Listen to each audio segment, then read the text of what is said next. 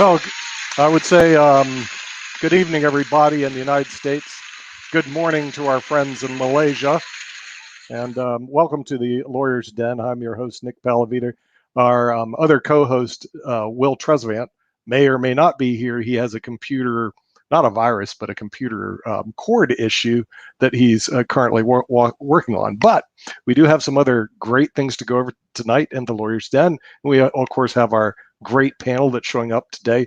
Beckett Cantley may or may not be here. He had some surgery the other day, so he wasn't feeling good. Hopefully you start feeling better so he can show up. But in the meantime, we do have from Salt Lake City, our J.D. Elam attorney, licensed before the Supreme Court of the United States, a tower of power and wisdom when it comes to law. Let's bring in Jeff Teichert. Jeff, welcome to the show in the Lawyer's Den. Yeah, it's almost like Shark Tank where people don't kill each other. But speaking of which, it's like the Shark Tank of law, but we haven't got the sharks in yet, except we do have one coming in from Georgia, a professor of law that actually went to the University of Southern California, where all God's children are Trojans, then went to the Ohio State University, not the Ohio University, but the Ohio State University, then went on and got his LLM from New York University. So he's been to all places of the United States. Adam Lamparello. Adam, welcome to the show. Thanks, great to be here.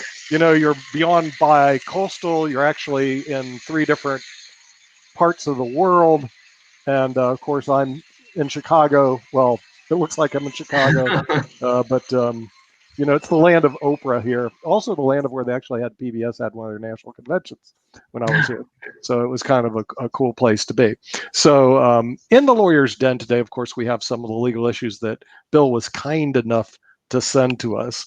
One, all these voting cases that are coming out, and they're all over the map. I mean, I did go through them, and I'm going like, who, you know, it's like back to who's on first, what's on second. You know, depending what state you go to, depending on whether my vote's good or not. So to me, this is like extremely confusing, especially if you're just, all I want to do is vote, you know, but well, your vote might count in this, well, it might not, depending, and the rules differ from state to state about voting and what people, what the state legislatures can and cannot do. It is what I call, Adam, a complete mess. Now, my belief, complicated and built to stay that way, gives us lawyers full employment.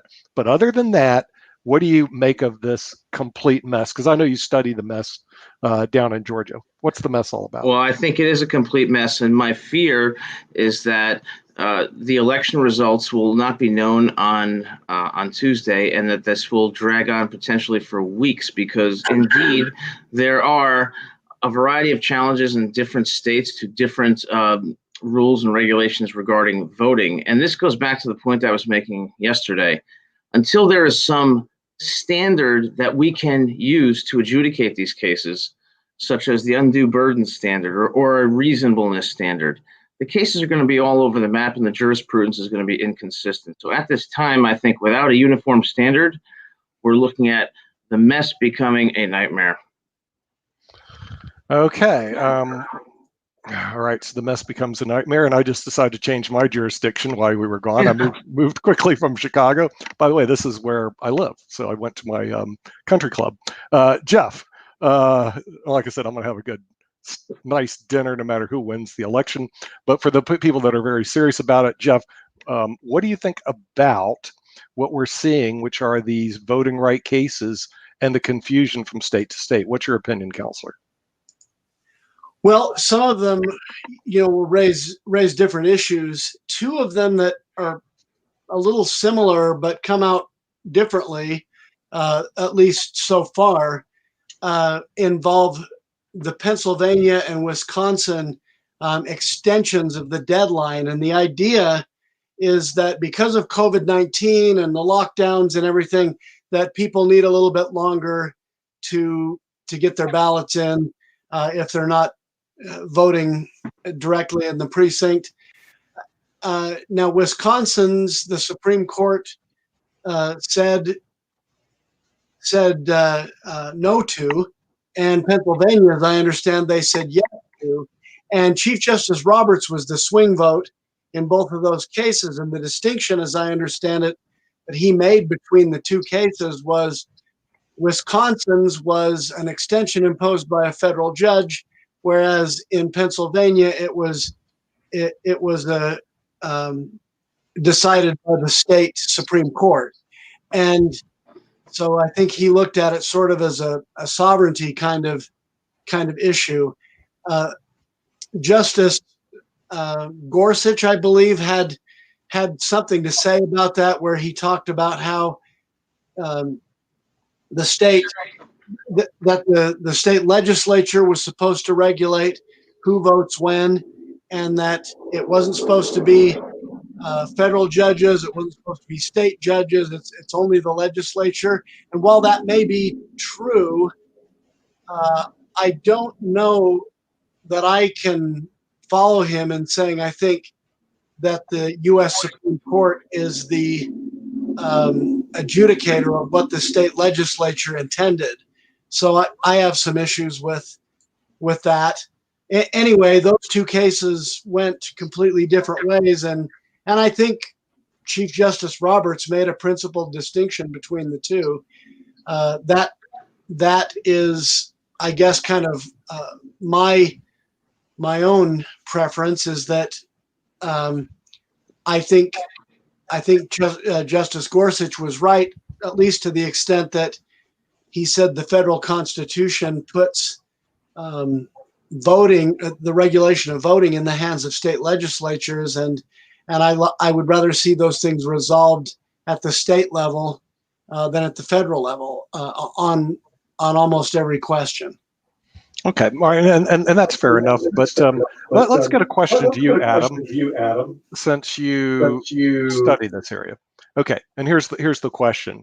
We all know that under the Employee Retirement Income Security Act of 1974, otherwise known as ERISA, and also the Federal Bankruptcy Act, and the latest, which was the Bankruptcy Abuse and Consumer Protection Act of 2005, that our system of bankruptcy and our system of retirement plans are unified nationwide because they didn't want confusion among the states when people didn't know what they could do in a retirement plan. They didn't want confusion among the states relating to bankruptcy. So my question to you, Professor, since you study this ad nauseum, than any person on the planet, question to you, should we have something in the area of voting so that every 4 years we don't see all these crazy voting rights states, which no one I can see with a right mind can make any sense of? Should we have a uniform standard nationwide?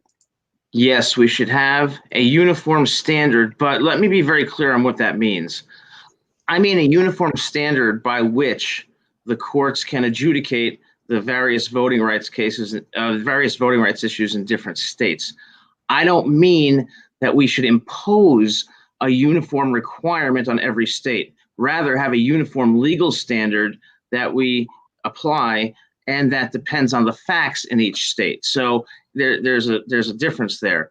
And, quite frankly, I think that the remedy for this would be a decisive victory by one of the candidates on Tuesday. That's going to solve a lot of problems. No, well, that would be true. But Jeff, what are your thoughts? Should we have a uniform systems of laws like we do in ERISA, we do in bankruptcy law, we do in federal tax? Should we have a uniform system of laws relating to voting, or should we allow the states to where one can have 9 days, one can have 1 day, one can have, you have to sign a witness, the other one says you don't have to sign a witness? Should we have a uniform standard, or should we just be all over the map with massive confusion like we have today? Well, I think I can agree with I think most of what Adam just said. Here's I guess where I would flesh this out a little bit. I said that I believed most of the time voting cases should be adjudicated at the state level, and that the state decides who votes when and how electors are chosen and all of that. I do believe that. Now, I think there are cases in which a state legislature could pass a law related to voting that would violate the federal Constitution. For example, I mean, this is an absurd example, but if they said every white person gets 2 votes and every black person gets 1, Well, okay, that would be a blatant violation of the Equal Protection Clause in the 14th Amendment, and would would be unconstitutional. I think when we adjudicate, and there are cases obviously that are less obvious. If there's a case that uh, where minorities are disadvantaged, and it's less obvious than the one I just gave, you still may have an equal protection case involved, for example. Now, I think those cases should be adjudicated with a system of jurisprudence or a rule which would apply uniformly to determine the constitutionality of the system, even though each state will have different systems and they don't necessarily all have to adopt the same rules, but the rules they do adopt would be judged according to the same standard set by the Supreme Court. Mm-hmm. Yeah. Okay. So as we're heading toward election time, we're all aware of the famous case Bush versus Gore, and how it was decided, and we may be heading toward the same type of decision again. What is your opinion on the case Bush versus Gore, Professor Lamparello? What do you think about that very famous and potentially well-reasoned case? In my view, Bush versus Gore was correctly decided because in that case, just to briefly give a background, because the election was so close between Gore and George W. Bush, there was a state mandated recount process. And throughout that process, the standard for determining whether there were undervotes or overvotes, and generally for counting the votes, was to determine the intent of the voter. The problem was that different counties in Florida used different standards to determine what they believed was the intent of the voter. Some counted a hanging chad as a vote, some did not. So that raised equal protection problems. And then this was litigated for 38 days, and it was litigated twice before the Florida Supreme Court. In the Florida Supreme Court's second decision, the court ignored a Supreme Court case called McPherson versus Blacker that gave the electors, the legislature, primary responsibility to dictate the manner and method by which the election was held. And it essentially changed the election statute by requiring a recount of all counties, including undervotes and overvotes, despite the different standards that the counties were using.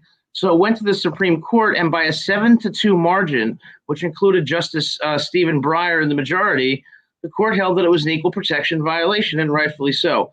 The 5-4 split was on the remedy for that violation.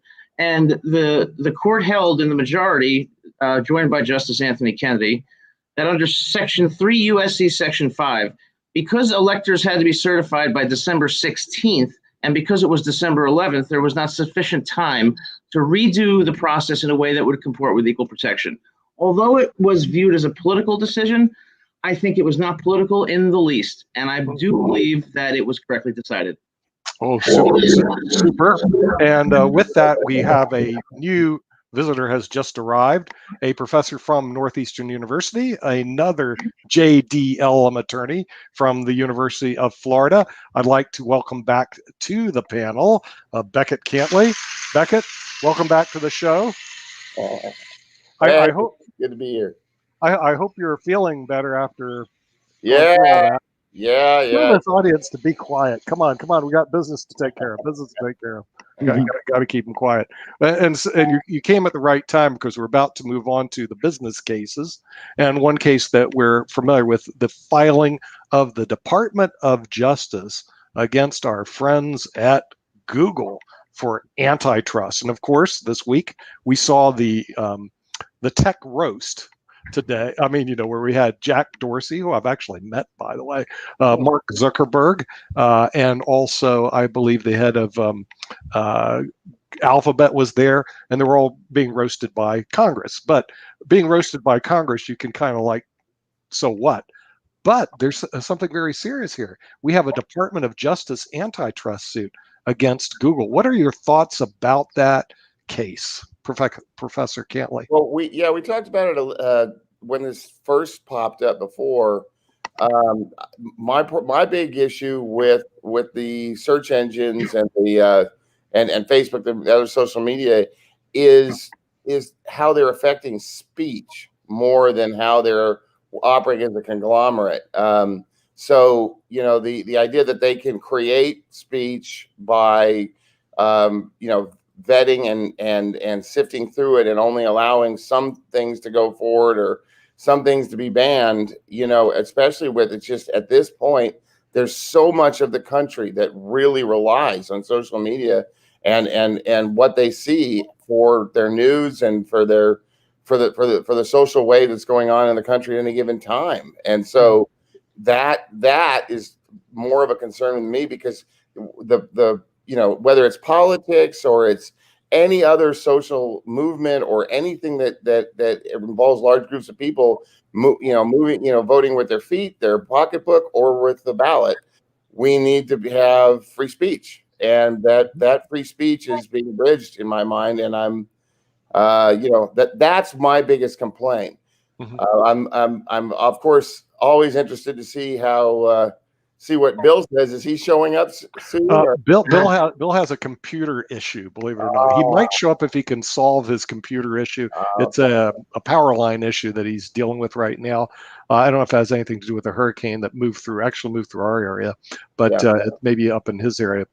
In the meantime, Jeff, you're a constitutional scholar, and Professor Cantley has said, which I think is quite correctly, there's freedom of speech issues. What are your thoughts about the large tech companies that own media companies? And I'll get into that later because I'm real sensitive to that. That hits me right home. What do you think about the large tech companies that own media companies abridging or basically controlling the freedom of speech, Mr. Tykert? Well, the traditional view of the Supreme Court on First Amendment freedom of speech and freedom of the press is that in order to violate it, a regulation or a rule or an infringement, if you will, has to involve state action. There has to be a government body that is imposing the restriction on the freedom of speech. And here, Google, while their actions definitely have impact on people's ability to get their message out, we don't have state action. So, as we begin the discussion, I think that's one place we have to address. I don't think it's a constitutional issue. I do believe, though, there is an antitrust problem, and it is partly based on squelching other outlets for information.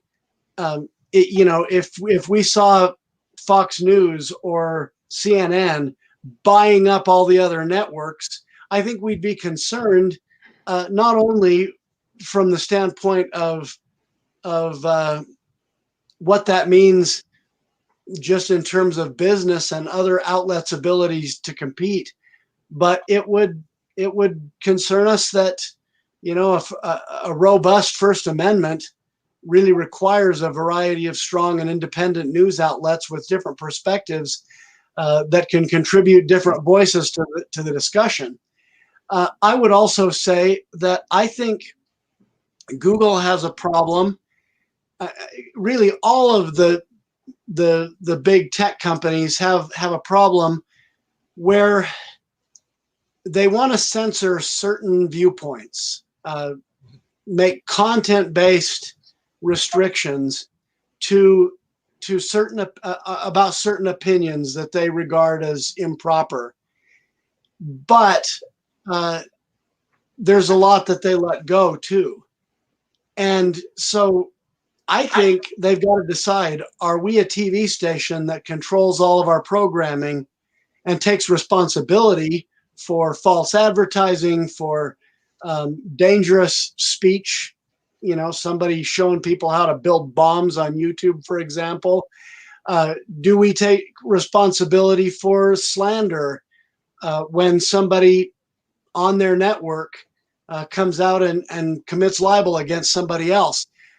Do these big tech companies want to take responsibility for all the content? I think if they're going to censor some, they really have to censor all. They have to decide: are we a TV station and we're in control of all programming, or are we just a forum for various different people to give various different points of views, and hey, we're hands off on that, well, then maybe they're not responsible for what individuals say. But I think they got to decide, and then the law needs to apply even-handedly to them based on that decision. But yeah, so Jeff, along those lines, yeah, the one of the arguments and what you heard in this lambasting that these executives got the other day was that they may pull the exemption out from under them for liability for their users' content, and that would be a market-based solution. I would agree with that one. So that I think that is what needs to happen. I mean, and I do too. And there's got to be enough bipartisan people insulted, if you will, on the Hill for that to happen. I do take it. I have heard this. A lot of progressives also complain about what they're doing from their perspective. Even though to those of us that are not as progressive, it seems like it's all against the right. But that doesn't. I guess we only see our end of the channel too. So I just would like to see. I think it's right. It should be even-handed. They should be held liable for what, just like anyone else. There should be no special protections, especially given their near monopoly status. Good point, Professor Lamparello. What do you think about the freedom of speech issue that exists right now on social media?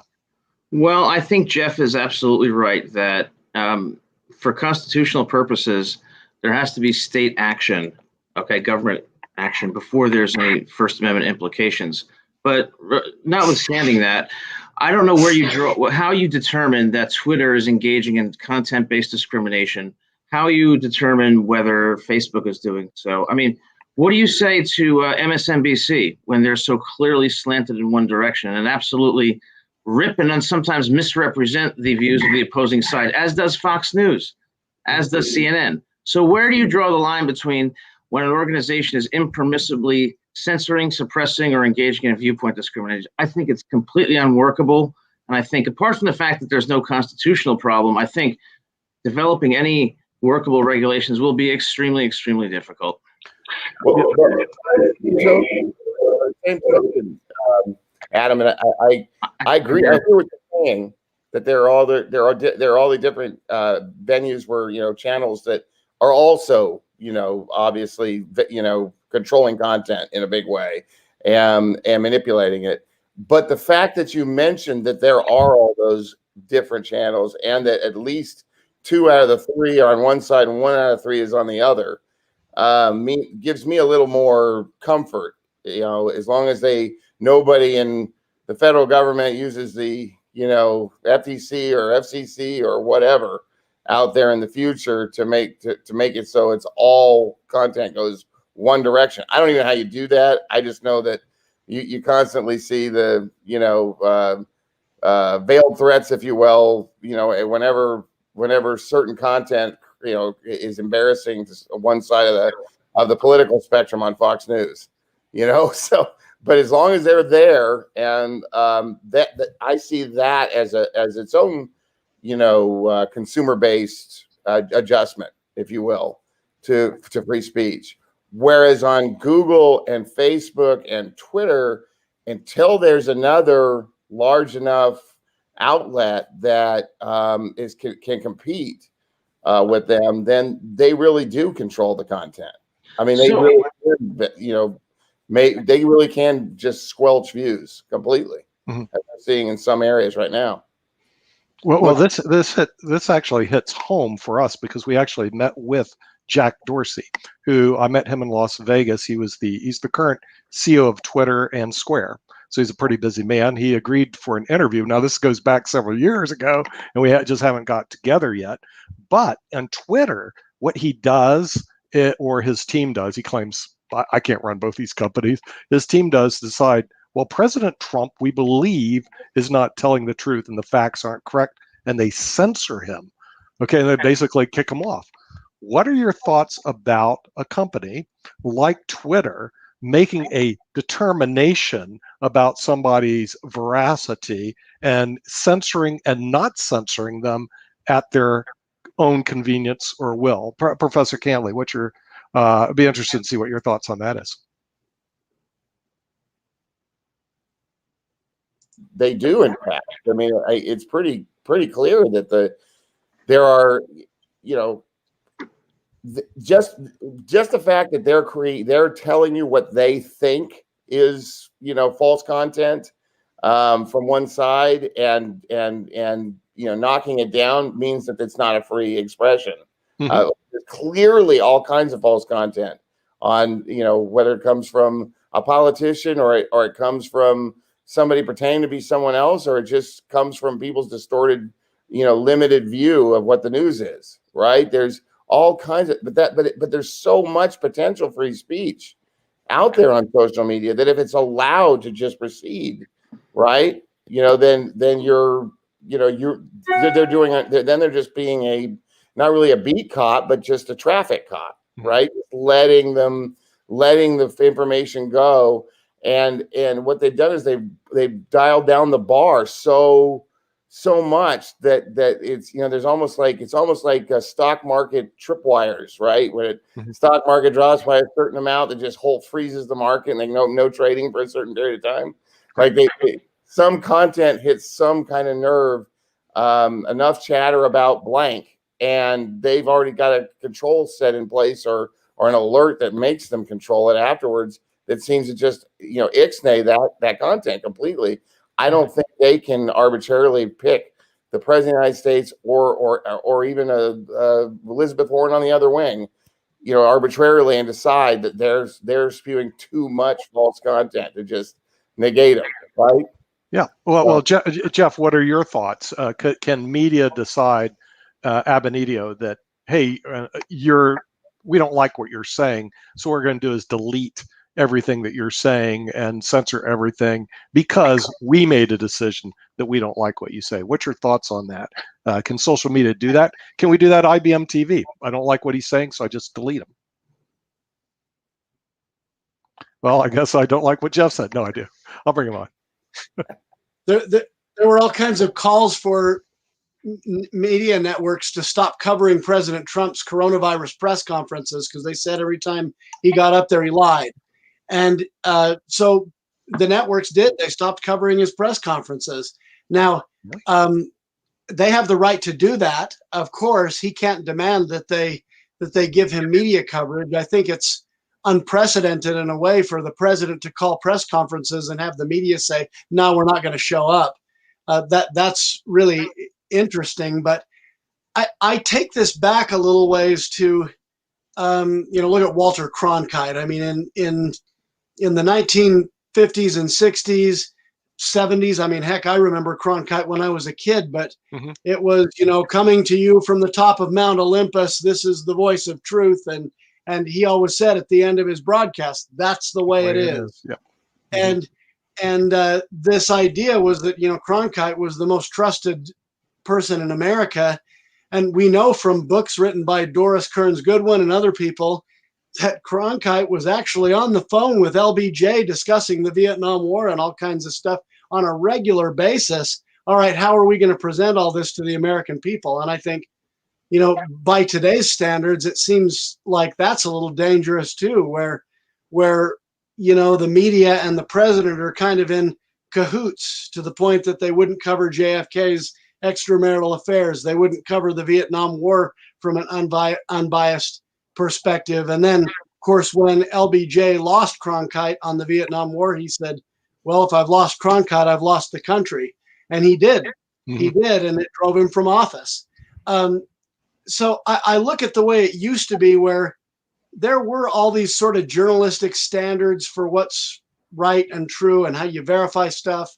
And I think there was a problem with how centralized the dispersal of information was.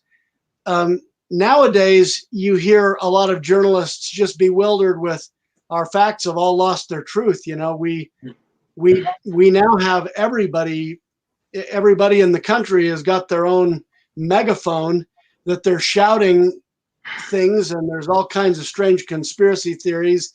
And, you know, what happened to peer review? What happened to all these standards we used to have that told us what was what was true. And in a funny way, this is really democracy on steroids. Everybody has their own media outlet, and people have got to sift through all of the different voices that they're hearing and try to figure out what the truth is. And I'm not suggesting it's easy, but I think to some degree that's what the founders intended when they said Congress shall make no law, abridging the freedom of speech, Right. or freedom of the press. And so I guess I do have issues when the particular network is censoring one viewpoint from lots and lots of people, but not censoring the opposing viewpoint. If we had multiple voices, kind of like was said earlier, if we had multiple outlets and they all could have their own perspective, that might feel a little bit less dangerous to me. But it is what it is right now. I guess I kind of look at market solutions to try to remedy it. I don't think there's a solution in the Constitution, even though it has constitutional implications. Okay. Professor Lamparello, my friend Jack Dorsey, who I met many years ago, and I'll see if I can get him on Economics Monday, one of our television shows, because we have quite a few people like him on there. But I noticed recently that, well, I don't believe what Trump says. He presses the anti-Twitter button and just he evaporates. What is your thoughts about the power of Twitter being able to make a determination, so sponte, that what we believe you say isn't true and we're just going to censure you? What's your thoughts on that? My thoughts are that I don't necessarily think that we should consider, I don't think we should be saying, well, Twitter has this right to do it and Facebook does this and there's not enough options. I think we should be considering social media in the context of all media. We don't just have social media by which we get information. We have MSNBC, we have Fox News, we have CBS, we have ABC, we have CNN. There's so many different outlets, and all of them exhibit precisely that bias. So if the issue is, are there enough choices by which to get your information? The answer is yes, if you consider social media in the context of the larger media rather than isolating it in a particular category.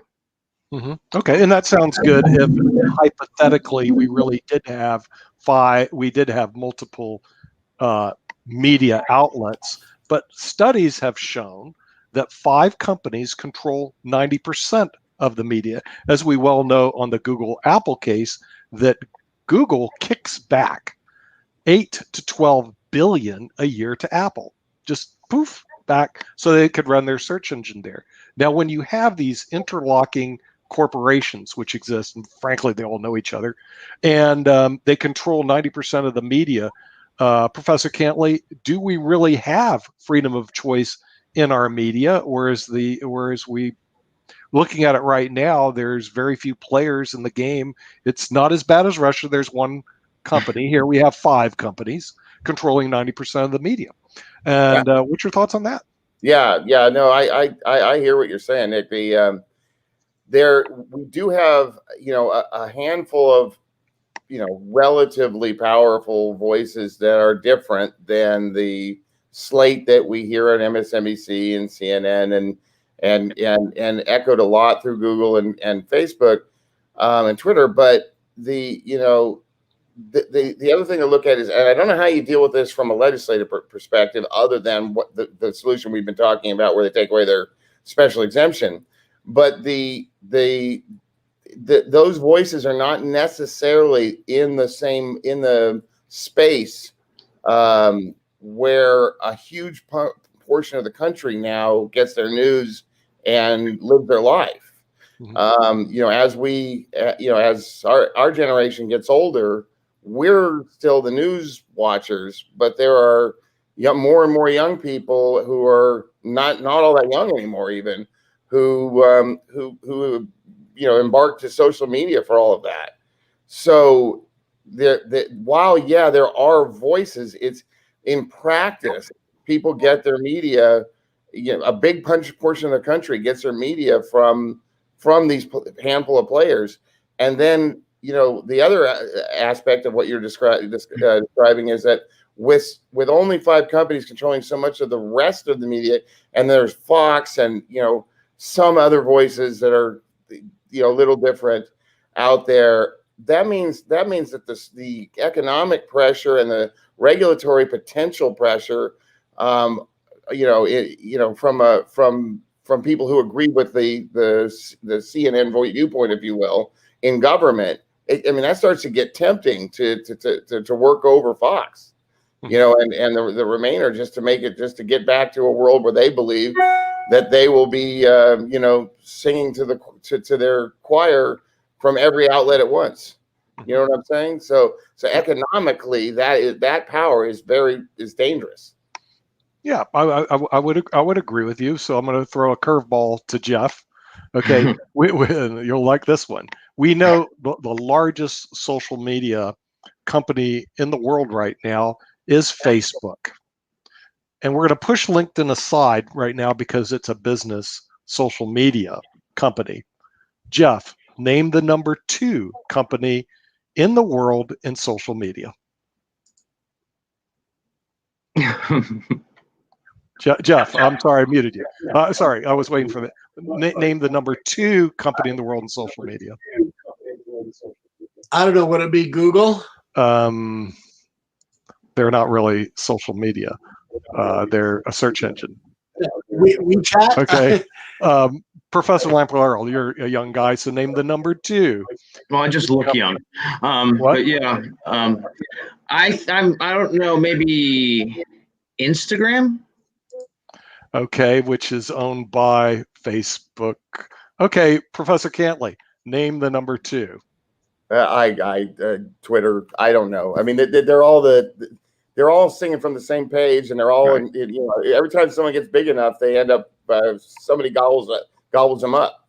Right? Yeah, right. Well, see, this is what the problem is the concentration of your media into one particular outlet that has the power, and we have to deal with them every day. Trust me, because this show that everybody's listening to is extensively pushed on Facebook. So I got to be kind of nice to Facebook, because if they ever decide to censor IBM.TV, it really can kill our reach. In other words, our 40,000 viewers could vaporize by Mark Zuckerberg going, "I don't like you." And then we're like, whoa, where are we going to go? We have to have my whole team scramble around to find out how we're going to distribute all of our content. And that's a real serious problem, how much power that they have to do that.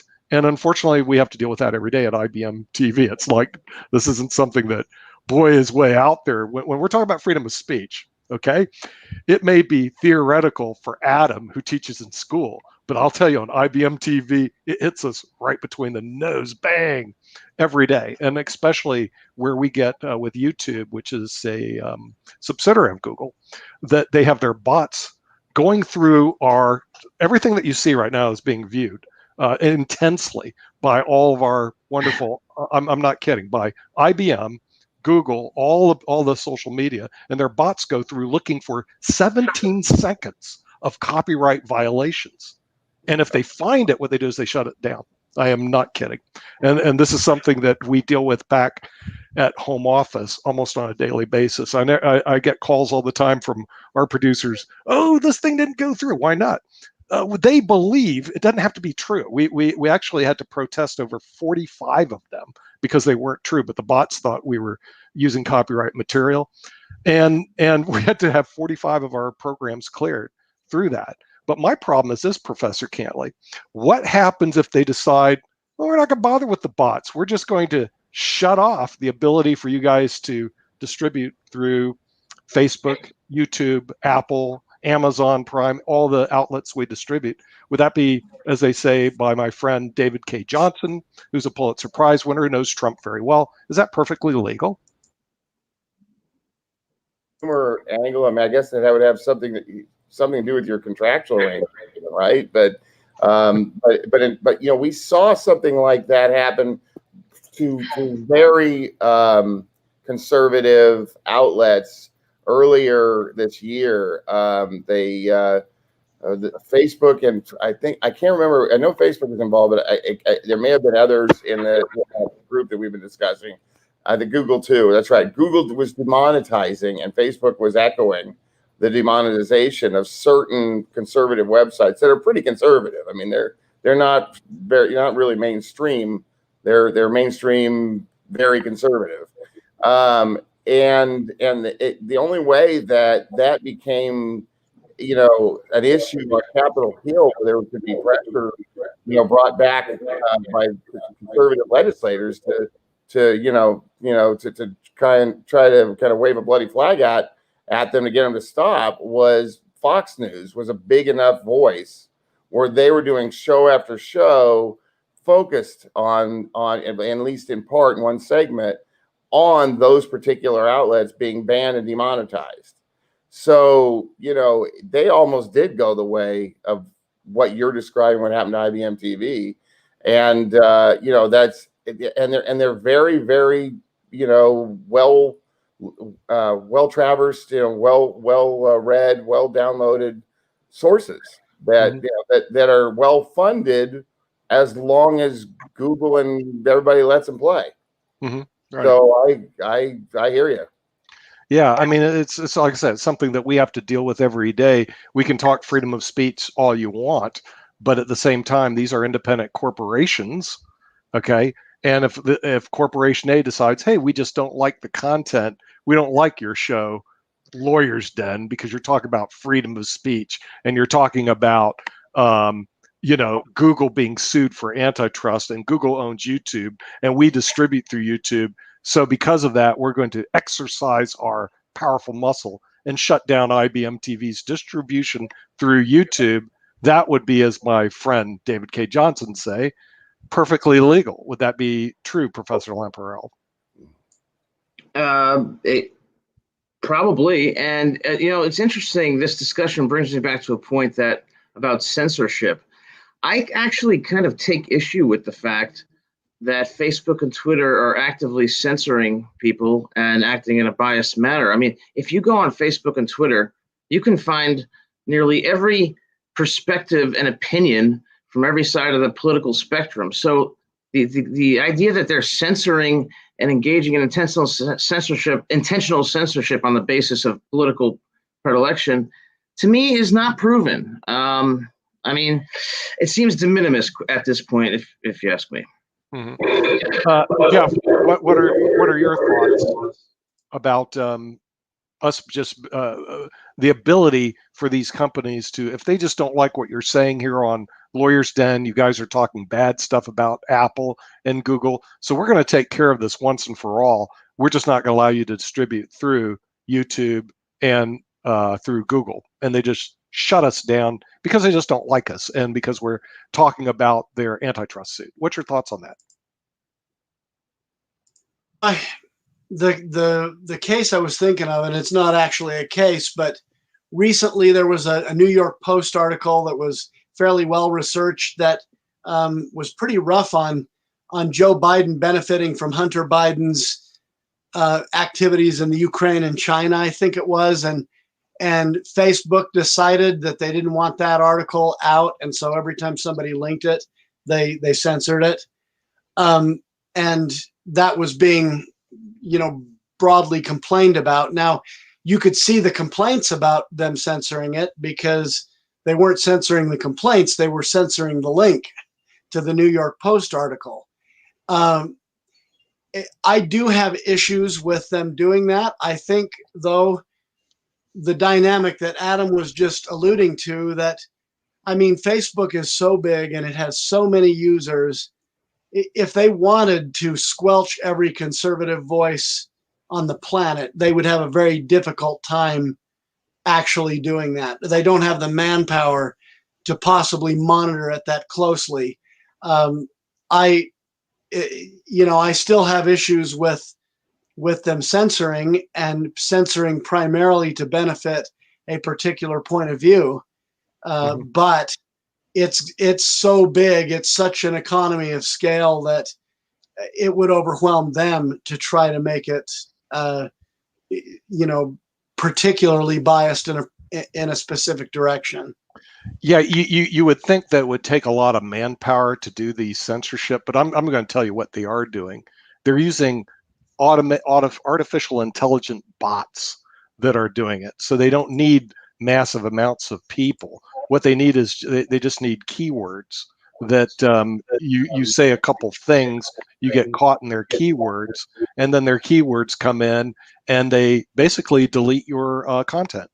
And the reason I know it is hitting right home, baby. I mean, we're constantly fighting our other media outlets because the thing is they have the ability to do what I just described. In other words, hey, everything that we say, if you say something, they'll pick up the word Google, they'll pick up the word antitrust, the bots will pick it up, and the bots go, boom, out the program goes. And now the thing is, purportedly, we have this freedom of speech. But what good is freedom of speech if, you see what I mean? In other words, if you're able to just be censored by the five media outlets that are out there. So you could put in the Constitution all you want, freedom of speech, but as a practical matter, if your freedom of speech can be censored by the five media companies that control 90% of the media, Professor Cantley, do we really have freedom of speech, or is it just an illusion? Yeah, we've never had this big of a problem. I mean, it's centralized this thoroughly. I would, the real issue is what's the remedy, right? Because, yeah, I mean, you're almost asking Congress or some legislative body to create a rule that some independent agency or executive agency is going to regulate based on that legislation that is in fact going to be government restricting speech in a way, right? Yeah. I mean, that you're almost that ends up being almost in every case what the quote unquote solution would have to be. And I don't think anybody here on this panel wants that, right? I mean, none of us want the government, regulating speech any more than we want a monopoly of five corporations doing it. So yeah, I mean, I think you're. I don't think that I think we do have freedom of speech. I do think we have an economic issue, and it may be that by attacking the monopolies themselves for other reasons, you end up creating the avenue for freedom of speech to take fruit in more startups or well-funded alternatives. That's my hope. Right. Okay. So the thing is, what is your thoughts, Professor Lamparello? Well, Jeff is absolutely right that I think it was Facebook or Twitter that censored the links to the Hunter Biden story. But one thing I'd say is that didn't prevent anybody from knowing about the Hunter Biden story, whether you went to Fox News or did a simple Google search, Hunter Biden and Ukraine.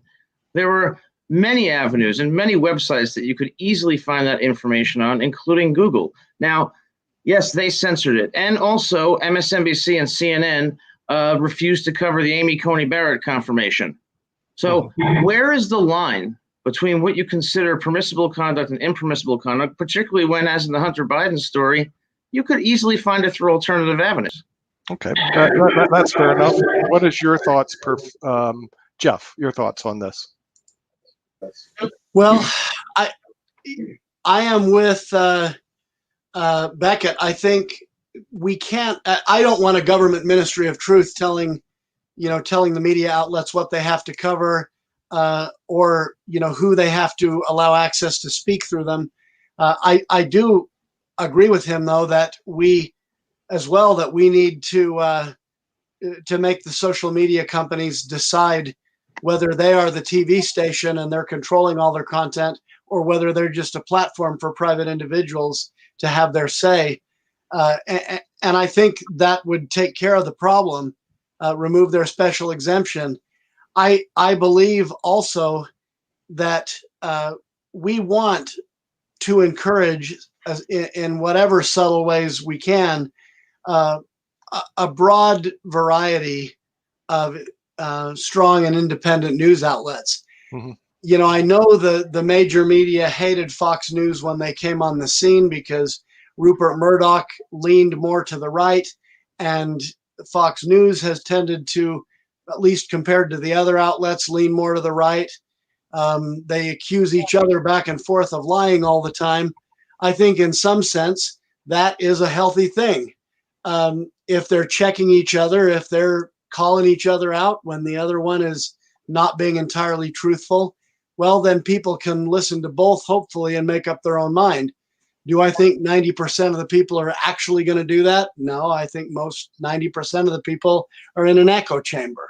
But the 10% that'll actually listen to both sides might decide the elections. So, I hope that's how it works out. And I think that's the only way democracy is really going to work in the long run. I can also say, too, when it comes to censoring things for being untrue, I've given up on reading what the fact checkers say after the presidential debates and other things, because there are the occasional thing in there where they'll, say, did Donald Trump really say that veterans were losers and suckers? Okay, there's an objective truth to that you may be able to go out and get the answer to. That's a question of, did it happen or didn't it happen? But I've seen fact checkers take a stab at all kinds of stuff that can't be verified. How much money will be raised by this person's tax proposal? How many jobs will be lost? And they'll take a stab at saying somebody lied because they made a particular statement, forecasting the future. And I don't think that's the business of fact checkers, but they do it anyway. And so, I mean, I'd rather see the argument had, by people of different viewpoints, rather than Mark Zuckerberg and his buddies sitting up on high telling us what the truth is. Okay. All right. Fair enough. A couple of stories that you may or may not be familiar with, Counselor. One is the case of Pluto TV. Just to brief you on Pluto, and I'm sure you've read this case. It's a great case study. Pluto TV was formed about 6 years ago. From nothing, it went to growing quite rapidly and doing television distribution. Within 6 years, it went from 0 to 340 million, where what happened is Verizon snatched it up. Then another company, by the way, Google Pluto.tv. It's a pretty cool story. Then another company was formed called Cheddar. And then they did the same thing, but within 3 years, they went from 0 to 200 million. And then they were snatched up by a cable company. So my question to you, Professor Cantley, is it possible, even remotely possible, to have another independent network without being gobbled up by some of these major companies out there that flash 200 to 340 million? By the way, it was 200 million cash in front. So the thing is, they're owned by one particular company. What's your thoughts on that? Yeah, well, if they're all practicing proper capitalism, maybe not in the current environment, right? I that's what I was alluding to earlier when I was saying that the every time, and you pointed out when you were that when we're trying to name media company, social media companies, they're actually owned by somebody else we've already mentioned, right? Right. Instagram was a great place for things to could have developed in any which way it did. I don't think Instagram is polluted or anything. I actually use it and love it, but it was immediately gobbled up. Right? Yeah. So right. YouTube, similarly, those I still use all these things. I think they're wonderful utilities, sure. but you're right. They're just the nature of capitalism. They're going to get gobbled up if they're going to be profitable, especially if there's new users or different users there than what the big mega social media companies already have. I do think though that if, like I said before, if they knock them down to size a little bit by virtue of antitrust or something else that has nothing to do with has nothing to do with free speech grounds, if you will, it will have the same practical effect where you could have a competitor come up through the ranks. I mean, it would have to happen pretty quickly though, because if we saw with Ma Bell, You knock them down, they all put themselves right back Back together. together again. Yeah, they're reformed. What are your thoughts, Professor Lamparello? That IBM TV, we grow, we have Lawyer's Den, it's growing, and all of a sudden somebody goes, "Okay, here's 200 million. Goodbye." And it goes on all the time because you go look at Cheddar.com, go look at PlutoTV.com.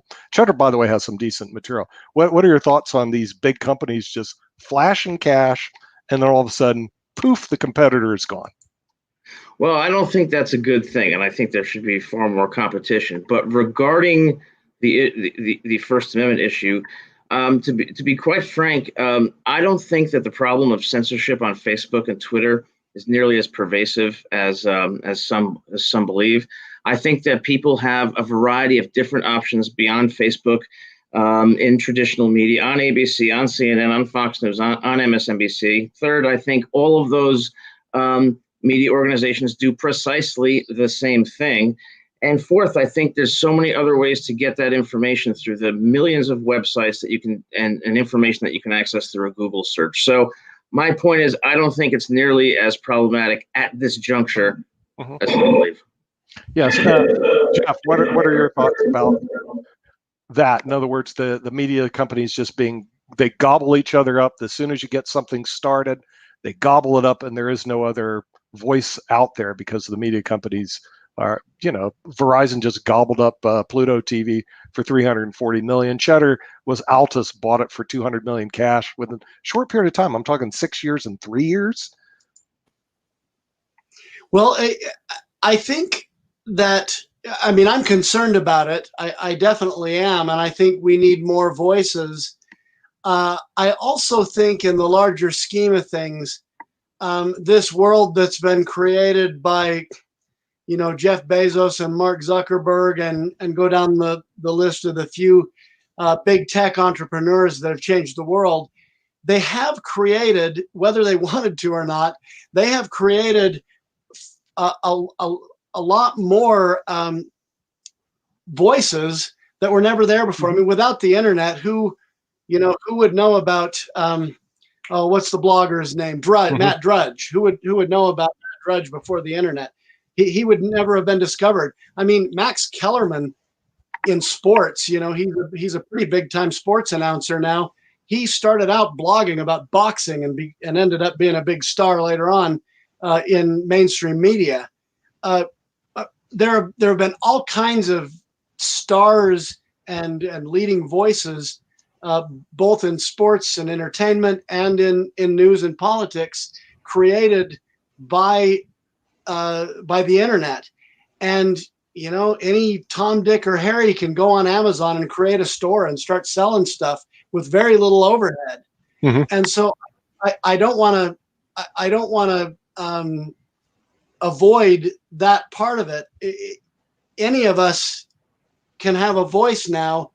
When I see IBM TV created, I think it will either fill a niche, it will give voice to concerns and ideas that people have out in the larger society, and people will watch it because they're hungry for it, or they won't, or we don't have any unique voice here that, we're not giving voice to anything that anybody else out there thinks and wants to feel understood about. And if we don't, then we won't succeed. But I think Fox News, frankly, grew as fast as it did because the rest of mainstream media was super liberal and conservatives were tired of listening to Dan Rather. And they wanted to hear someone who expressed their point of view more. And so Fox News grew real big, real fast. And I think if there is a niche out there and there's someone that comes in to fill it, they're going to grow real fast. Sweet. Okay, then we're on the same page here. But I do encourage everybody, look Wikipedia page, PlutoTV.tv, Cheddar TV, and you'll fall. I fell out of my chair when I saw that. But anyway, we'd like to thank our panelists, all LLM panelists, because Bill's not here for the Lawyer's Den. And tomorrow is Friday, so we are off. So there's no Lawyer's Den until Monday. And we're doing a Halloween special, launching our AR VR big time noon on Saturday. I don't even know what it looks like. I have all these people behind there doing it, so it'll be really pretty cool. But thank everybody for attending Lawyer's Den, and we will see you next Monday. Tuesday, we're still going to do the Den, but we're going to be interrupted. We'll probably be on American politics because that's going to run from 3 o'clock till midnight because that's election day, and we have a lot of people coming in on election day. But we'll still have our hour, but it may be on a different channel. So thanks everybody for watching, and thank you our friends in Malaysia, Bangladesh, India, for watching us at the Lawyer's Den.